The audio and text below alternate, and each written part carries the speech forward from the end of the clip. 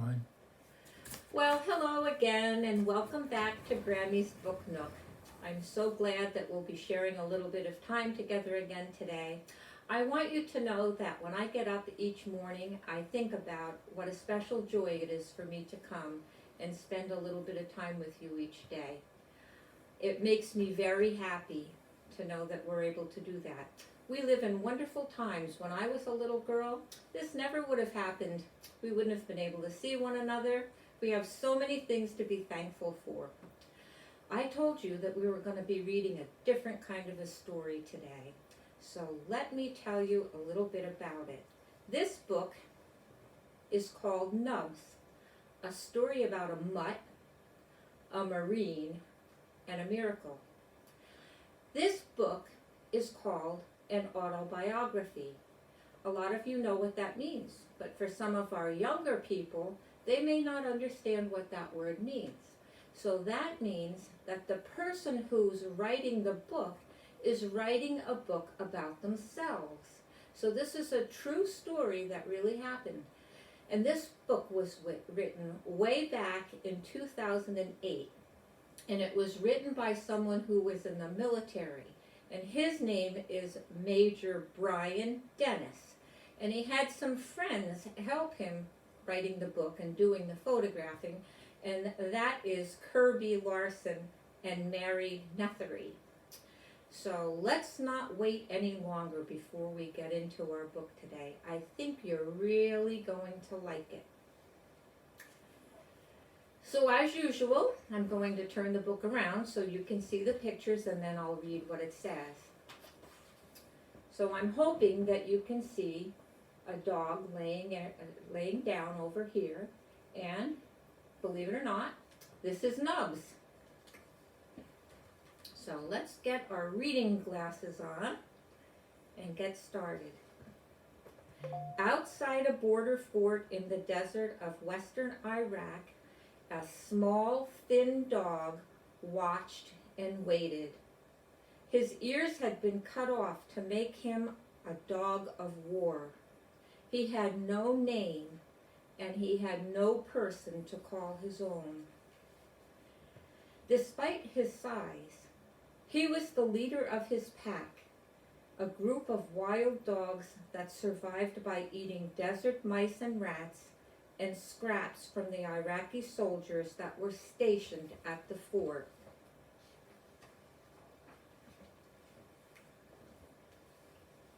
And here he is, and it looks like he's meeting a new friend. I bet that is Major Brian Dennis.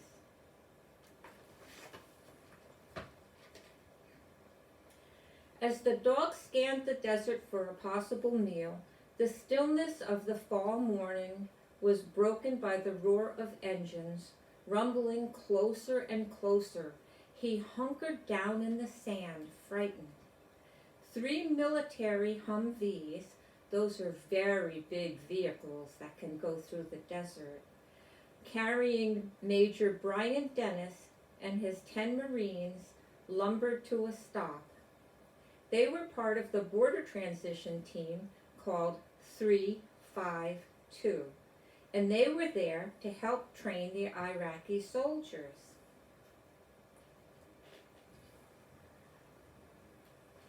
The other dogs all raced to greet the men, but the dog without the ears cautiously approached Brian.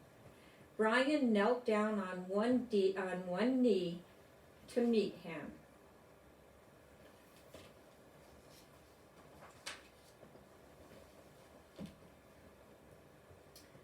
I called him Nubs because his ears looked like tiny little nubs. And Brian is very far away from home, and sometimes he's emailing and writing letters back to his family, and this is one of the things that he said in a letter that he wrote to home. He said, I found a dog in the desert, and I called him Nubs because his ears look like little nubs. We clicked right away. He flips on his back and makes me rub his stomach, and I taught him to sit and shake hands in about 5 minutes. He's a very smart dog. That night, Nubs and Brian ate dinner together. They shared Brian's MREs, which stands for Meals Ready to Eat. The meal consisted of spaghetti and Cajun beans and rice. For dessert, Nubs sampled a strawberry Pop-Tart. He loved it and began wagging his tail. Later that evening, Nubs stayed with Brian when it was his turn at guard duty, and together they kept everyone safe.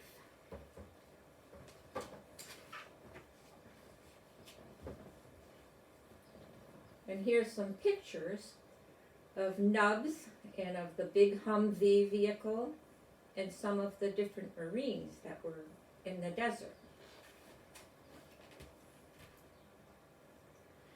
The next day, Brian gave Nub an extra long belly rub, and then he stepped into his Humvee and he drove away. The whole pack chased after the vehicles, but quickly lost interest and turned back. But not Nubs. Running faster and faster, he tried to catch up with Brian. He ran for more than a mile. He had no way of knowing that it was against the rules for Marines to have pets. Left behind, Nubs stared after the Humvees as they disappeared into the shimmering heat of the desert. Oh, poor Nubs. He thought he found a special friend and now he's gone away. But it looks like they might be seeing each other again. Let's see how this story continues. Long, lonely weeks passed without any sight of that trio of Humvees that the Marines called Scout, Boss, and Chuck. Isn't it funny they named their vehicles? At the fort, without Brian, there were no belly rubs.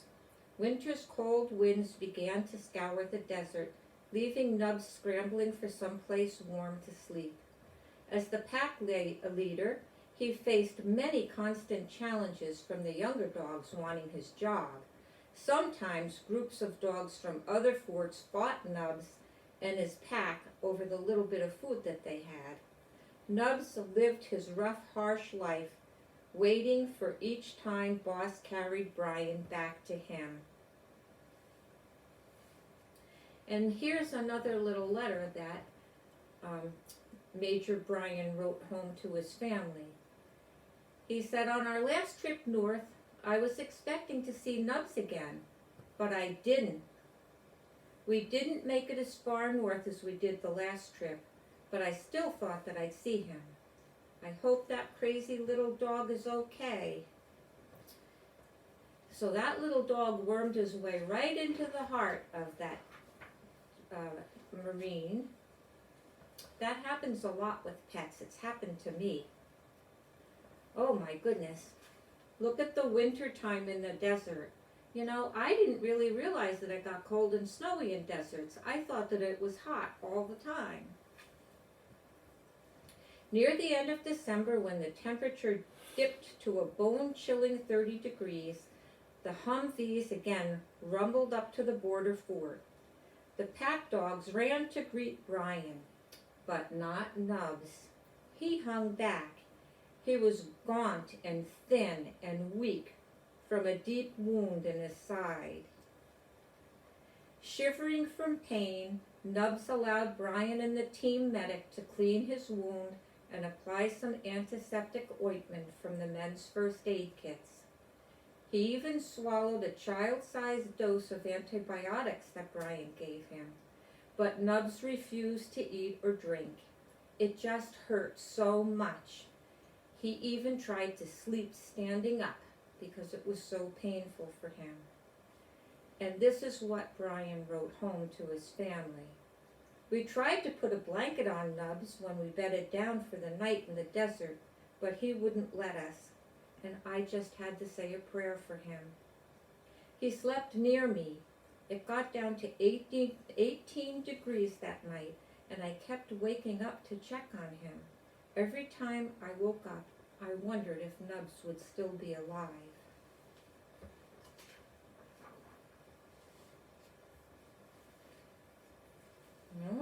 looks like he's doing pretty well. I'm happy to see that. When Brian got up at 4 o'clock in the morning for his turn at watch, Nubs stiffly padded into place beside him. Head and tail drooping, he faithfully made the rounds with Brian. The next day, Nubs watched as Brian and his team prepared to leave. He touched his nose to Brian's face as Brian bent down to give him a pet goodbye. He felt Brian's head on his, and he heard him whisper, "Hey, buddy, you need to be eating so that you can get better."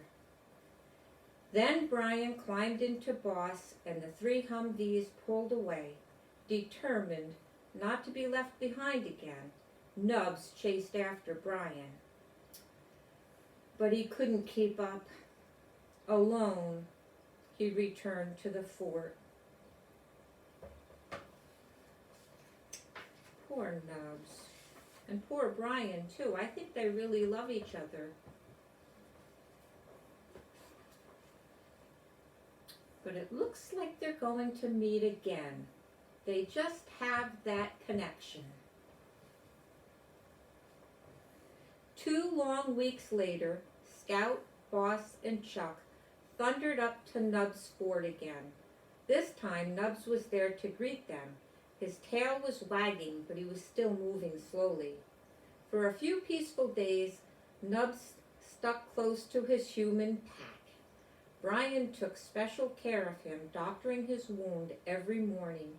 Nubs gobbled up his share of Brian's MREs, especially the beef patties. They wrestled and played Give Me 5. Brian rubbed Nubs' belly every time he asked. If Brian stopped too soon, Nubs pawed him and made him rub him some more. Each night, after the sun set over the desert, Nubs and Brian did their job together.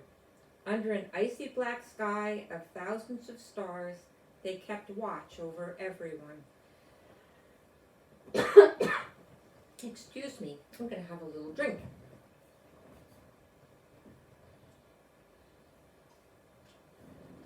That's much better. Thank you. Oh my, there's Brian inside of his Humvee. It's big in there and full of lots of equipment. All too soon it was time for Brian to leave again. Nubs followed close on his heels. Brian tightened his winter scarf around his neck, and then they climbed inside the Humvee. He leaned out and said to Nubs, "You take good care of yourself, buddy." The vehicles rolled across the desert, slowly at first, then picking up speed, heading for the command outpost far away on the Jordanian border. Nubs cried as he chased after them in the cold, coarse sand. Because of his wound, he couldn't keep up. He dropped to the ground exhausted and completely alone. Oh.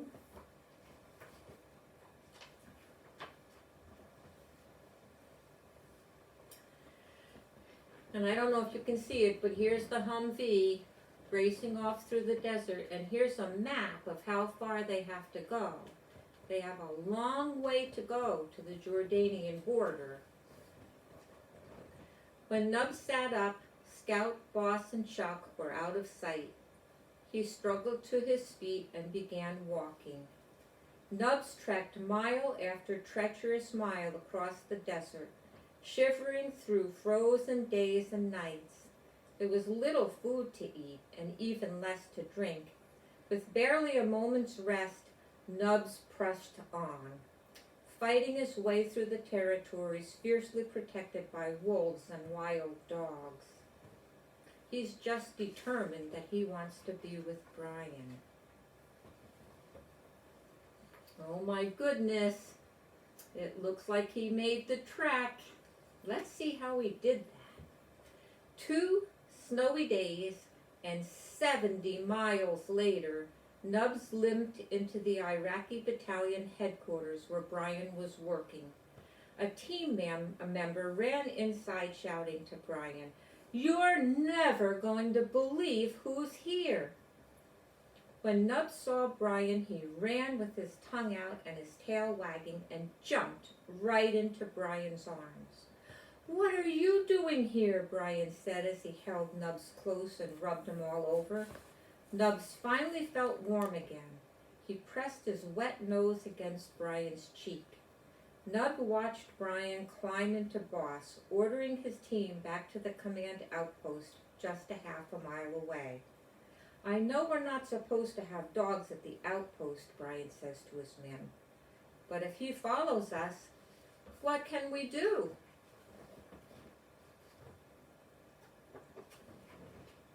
Oh, there we go. So it looks like Nubs has found a new home with his friends. When the Humvees began to roll, Nubs trotted right behind them until they reached the command outpost. Starving and exhausted from his long ordeal, Nubs wolfed down pancakes, eggs, and sausages that the Marines brought him. He made dog angels rolling over and over again in the freshly fallen snow. A few days later, he found a brand new doghouse built just for him. Nubs liked living at the command outpost with Brian's men and all the other soldiers. He proudly wore a collar the Marines had made for him out of woven bracelets sent to them by school children back home. He cheered up his new friends, collecting belly rubs and making them all laugh. And even though he had his own doghouse, most nights Nubs curled up in the barracks with Brian and the team. But everything was about to change.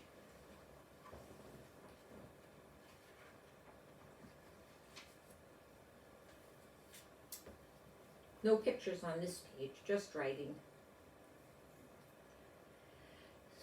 So, here's what Brian wrote when he was writing his family at home.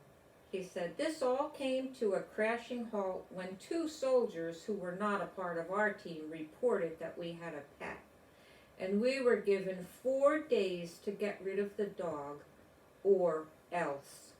That night, I sat down and I talked to my Marines. We knew that if we took Nubs to the fort, that he would just come back to us again. This made the decision very easy for me. I decided that Nubs was going to America.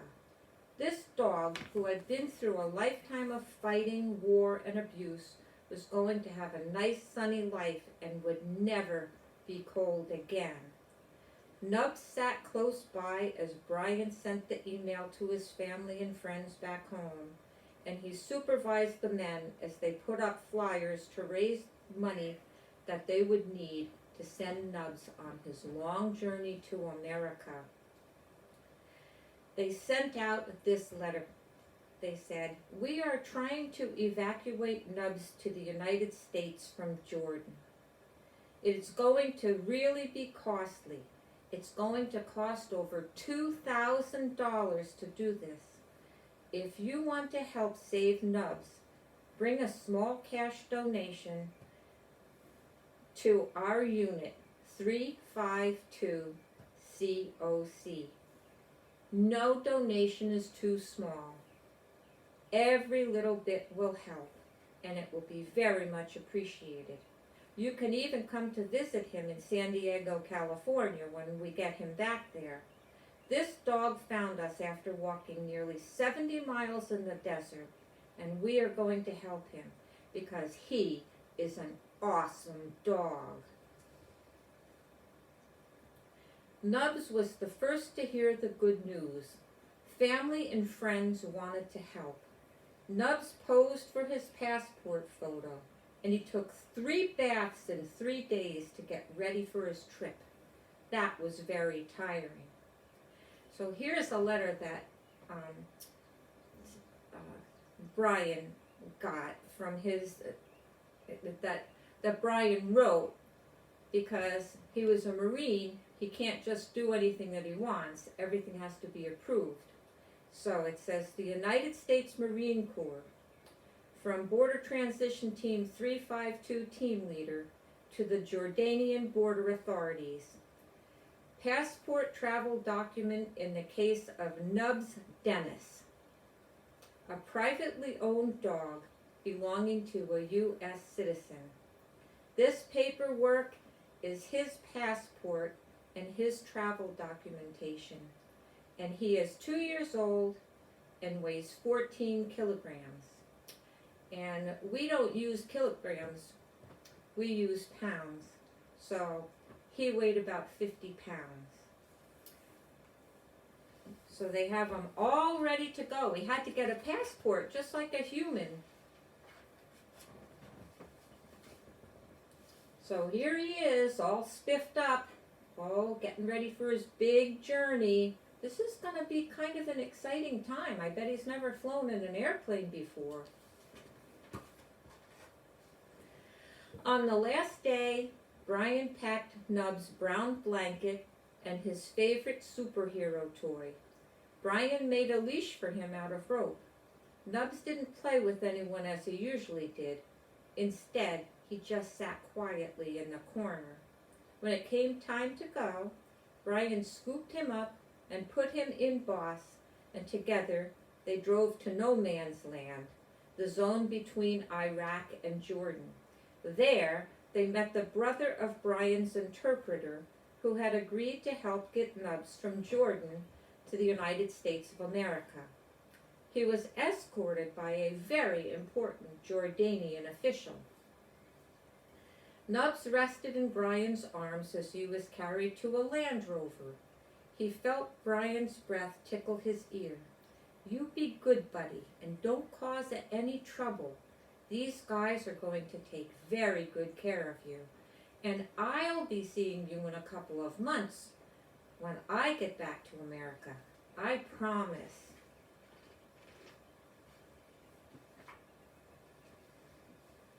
So, here he is getting carried off, getting ready to go to the airport, and it shows a map of his long journey flying all the way across the ocean to the United States, and then having to go all across the United States all the way to California. That's a long trip. This is what Brian wrote home.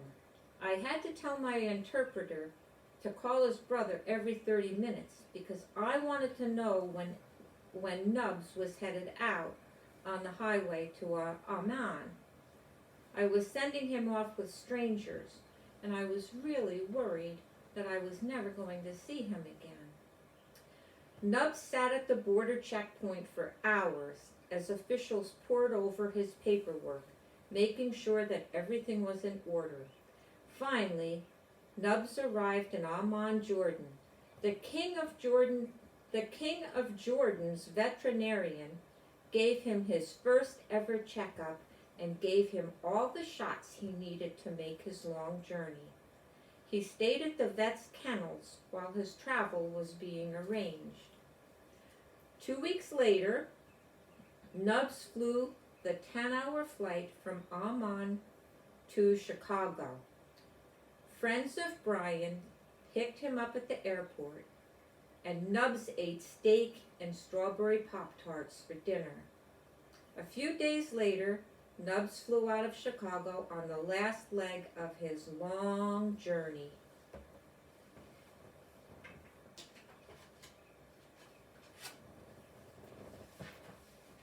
Oh my goodness. It looks like Nub is going to indeed live a very good life in America. When Nub stepped off the plane in San Diego, he was greeted with banners and all kinds of cameras. He patiently posed for the paparazzi, but was glad to leave the airport crowd with Brian's friends, Eric and Chrissy. Nub slept in a comfy new dog bed, tried all kinds of tasty food, and went for walks in the dog park. But someone was missing. And this is what Brian wrote. He says, "Well, it's official. Nubs is in San Diego living the good life. He's like a little rock star. I can't wait to get home and take him to the beach.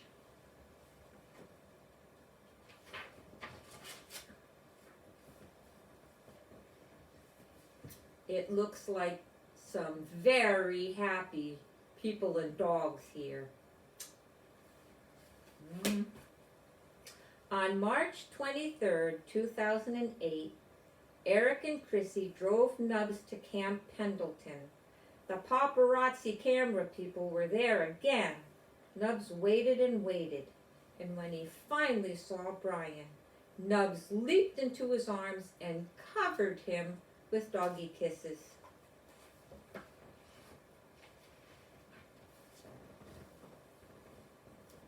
And this shows Nubs' new family and how happy he is.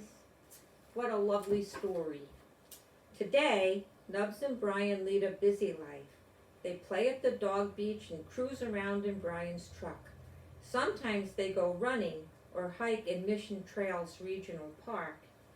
Nub romps with his friends Bogey and Kublai. Nubs even goes to school. His trainer, Graham, gives him straight A's. He's a very good student.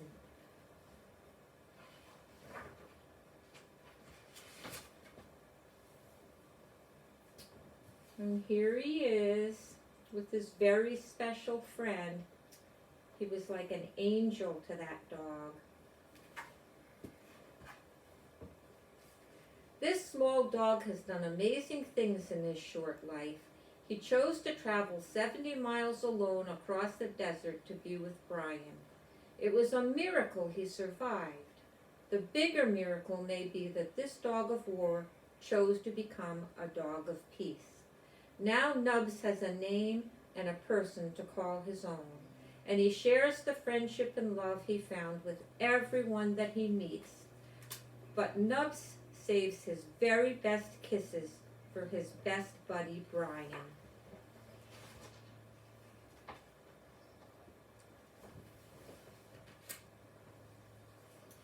And there they are. Let's see what this last page says. It has a lot of small printing on it. It says, "Howdy. I can honestly tell you that when I met this special little dog with hardly any ears, I never would have guessed the journey he would take me on. Though we only saw each other for a few weeks, he became my little buddy in Iraq. I started calling him Nubs, and the rest is history. It's difficult for me to imagine how hard his life was in Iraq. He lived in a war zone, he suffered abuse, and he had to fight to stay alive. The fact that he would want anything to do with people after what he went through was amazing in itself. But defying all the odds, he bonded with my entire team, and he really lifted our spirits. He would make us laugh when things were tough, and he always made everyone smile. His incredible act of friendship and devotion is a testament to the bond between humans and animals. It shows that if you do something kind for someone, whether it's a dog or a human, they'll likely never forget it. Nubs now resides with me and my family in San Diego, California. He has it pretty good these days. He goes on hikes, running around the dog park, and plays with his friends Bogey and Kublai. He's adjusted to the life in the United States, but I can't imagine how confusing the changes must have been for him. He doesn't seem to mind, though. Sometimes it almost looks like he's smiling. None of this could have been possible without the support of many amazing people. I want to thank everyone who donated and helped out. Thank you from the bottom of my heart. Because of you, I have a friend for life. Cheers from Brian Dennis, San Diego, California." The end. I thought that was a really, really nice story. It just goes to show you that you never know when a special friend is going to come into your life. And even though you're having a really hard time in life, sometimes at just the right moment, a little angel in fur can show up to make your day bright again. So, I am going to close my book nook for the day, but before I do, I just want to shout out to some of the people that I know come to visit me every day.